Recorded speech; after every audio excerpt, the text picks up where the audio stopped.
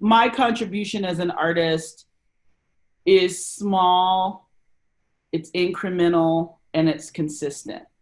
And so I feel that my contribution is the same as protesters. Yes and no. Yes, in the way that it is still trying to move the needle. In my case, in the space of the museum, where people come to be educated, we're generally people. I'm preaching to the choir in the space of the museum generally. And so I'm in one respect, I'm over here contributing to that.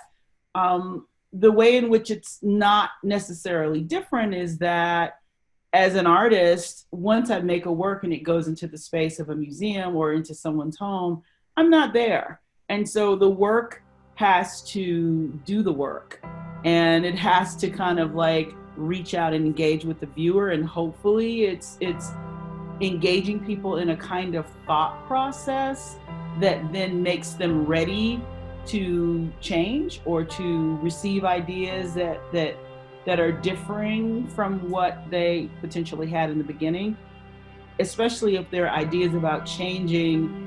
Who has the right to do this or that? Who has the right to engage or to own space? Who has the right to be a part of the American narrative and the American space? 121 years ago, Homer painted this painting, The Gulf Stream, which is a favorite of mine for many reasons. The narrative, the sort of questions around what happened and what is about to happen, that tension between those two things is really interesting to me. And those questions are sort of being heaped upon the Black male protagonist in the painting, especially now, is very important. The idea of impending doom and danger, or a protagonist being able to select the way that his demise may come, whether it be shark or I'll just float off into the distance and let the storm take me on this obviously ill-equipped vessel, is a really interesting thing to think about, and upsetting and frightening and sad thing to think about when you consider the plight of Black people now, specifically Black men and also Black women, but just Black bodies now, where the thought of imminent danger is with you always, and strategies as to how to prevent that kind of danger has to be shared with really young children, at a time when they should feel a freedom. They should not be under the weight of that kind of oppressive information. But it is mandatory that Black mothers and fathers speak with their children about how the world perceives them, aside from who they actually are and outside of who they actually are. And so that my revisioning and and a claiming of that image as my own, to kind of shake it up, now looks as though I was peering into the future somehow. Yet I wasn't. This was 2013, and there'd been incidences that had happened leading up to that, and very much since that.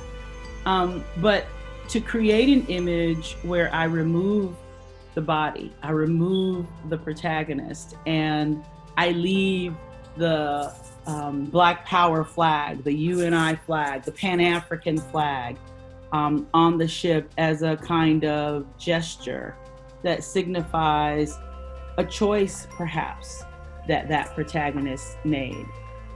Perhaps the vessel he was rescued. Perhaps he rescued himself, he saved himself, and left behind the thing that could be the signature, the thing that could be the calling out of, or that lays out the story. And for me, it's a more hopeful image than Homer. I don't see necessarily a hopefulness in Homer's original Gulf Stream. Mine was an effort to be hopeful, and to be antagonistic in terms of the immediate reading that one gets from the Homer image, which is pretty much what I think many might like to create as the narrative for Black people, Black bodies as we move through American and global space, really.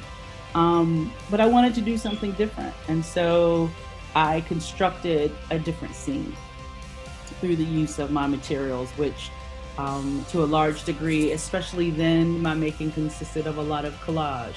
There was a decent amount of collage in the 0 to 60 installation from which this piece comes. And the idea of thinking about building or speaking, using words like construction when making a work, a two-dimensional work, is important to me because it signifies a kind of layering, and which I hope, which obviously is part of the construction, but I also hope is a part of the way that I've tried to layer the ideas of the work. And they are hopefully revealed as the viewer gives it time. And going back to what I've said earlier about slow observation, hopefully through the processes, through a little bit of glitter, through branding, through ink wash, through all of the mechanisms that I've employed in that piece, people will find themselves getting, becoming engaged with it and running up on ideas or having ideas unfold in front of them.